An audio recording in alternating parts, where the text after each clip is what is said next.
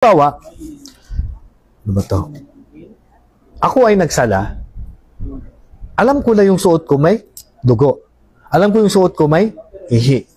Pero nakalimutan mong magpalit. Okay? Nakalimutan mo magpalit. Hanggat sa dumating ang sala, dalawang senaryo yan.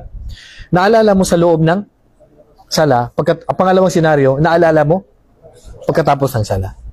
Okay? So, intindihin nyo na mabuti. Habang nagsasala ako, naalala ko, may ihi pala ng batang babae yung suot ko, batang lalaki yung suot ko. Mayroong dumi, which is not counted pag ginamit ko sa sala yun.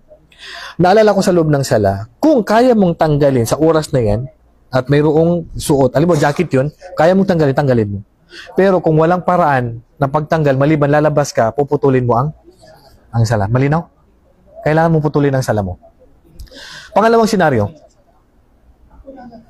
naalala mo after sala, na yung suot ko pala, may ihi, or may dumi ng bata, o kaya ay hindi tanggap ang sala ko kung sa suot ko kanina.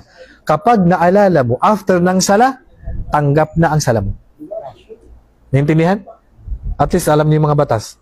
At kung mangyayari man sa atin, alam niyo na yung sagot sa mga bagay na to.